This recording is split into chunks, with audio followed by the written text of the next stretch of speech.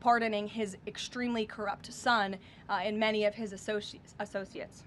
On the ballroom, first of which will probably be several questions about this today, I imagine. Is it a big story? It seems that way. The president's cost estimate has changed several times. I think it's up to $300 million now.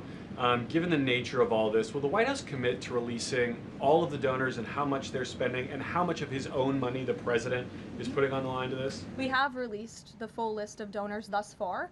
Perhaps there will be more people who want to generously contribute to this project. And the president, yes, has committed his own resources. And when he releases that information, which I'm very confident he will, you will all see that. We'll see a dollar figure from the president? Yes, he will. And I would also just add the president has been incredibly transparent. I would reject any notion otherwise when it comes to this ballroom project. It's something he personally has obviously taken an interest into and has talked with all of you in this room many times about. You have seen the model in the Oval Office. Last night he showed that for you. But when this plan was presented and when these renderings, as soon as they were complete, the president directed me to come out here and to share them with all of you. I did an entire opening remarks about what this ballroom project was going to look like.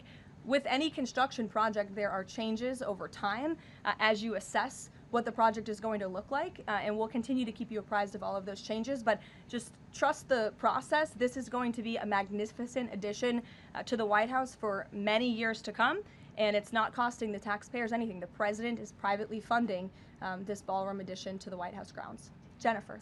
To follow up on that, one thing that's not in the president's model is the East Wing bunker, the president's emergency operations center. Can you say if his update, that $300 million, does that include the cost for upgrading that bunker?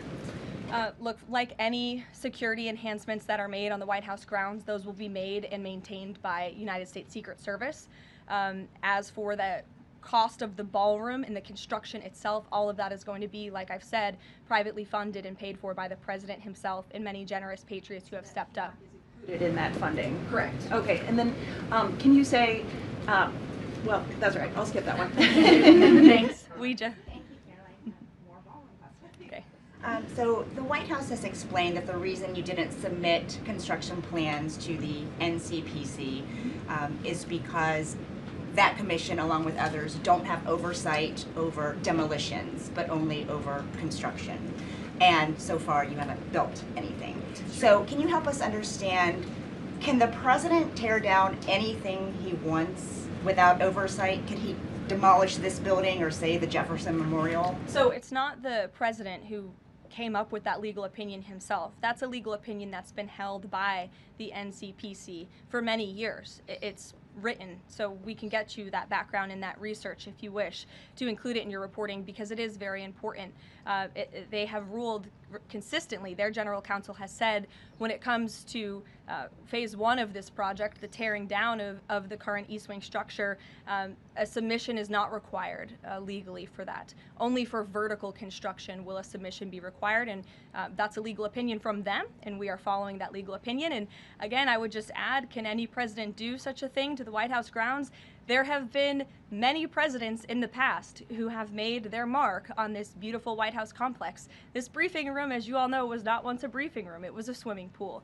There have been presidents who have completely torn down the executive mansion. If you look at what President Truman did, some of the photos of the construction project that took place in those years, I think sitting here today, we're all grateful for those efforts and the modifications that happened at that time. And again, in due time, the East Wing is going to be more beautiful and modern than ever before. And in addition, there will be a big, beautiful ballroom that can hold big parties and state visits for generations to come. So it sounds like the answer is yes, he can tear down whatever he wants. And then secondly, Ouija, that's not what we're saying. That's a legal opinion that's been held for many years. And interpreting it. No, it's something that presidents have done for years and years. In fact, I have some photos here. Thank you, Pat, to show you the construction that's taken place on the White House grounds. This is the construction of the West Wing in 1902.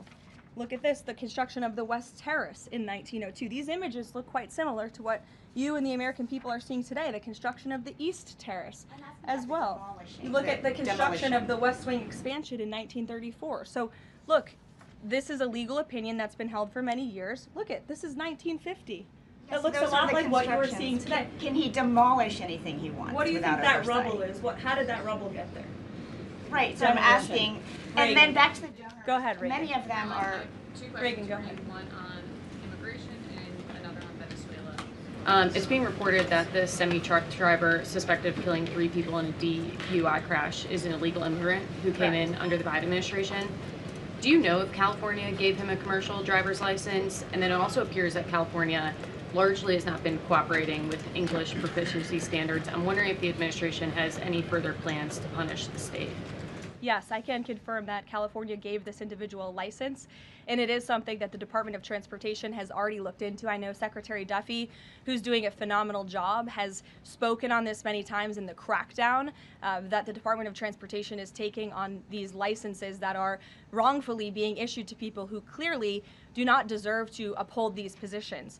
As for this case in California, on October 22nd, ICE lodged an immigration detainer for this individual following his arrest by local authorities in California on charges, as you know, of manslaughter while intoxicated and driving under the influence. He killed 3 people, and he first entered the United States in 2022 through the southern border, and he was released into our country by the previous administration. So now ICE has lodged a separate detainer for this individual, and these tragedies are following a disturbing pattern of these criminal illegal aliens being issued commercial vehicle licenses. And so yes, the Department of Transportation is absolutely cracking down on that. I defer you to them for any specifics. Venezuela, President Trump has said Maduro doesn't want to mess with the United States, and this administration is continuing to position more military assets towards Venezuela. I'm wondering if the end goal of this narco-terrorist war is to implement a regime change in Venezuela. The president has spoken on that, Reagan, and I certainly won't get ahead of him. What we've made very clear is that this administration is not going to tolerate international narco-terrorist organizations from trafficking drugs into the United States. And these cartels over time have grown more armed, well-organized, and violent. They have financial means, sophistication, and capabilities needed to operate in the way this administration has. And they have illegally caused the deaths of tens of thousands of American citizens each year. So that's where we are right now with respect to Venezuela, but also any country that is sending purposefully illegal narco-terrorists to the United States of America to bring illegal drugs.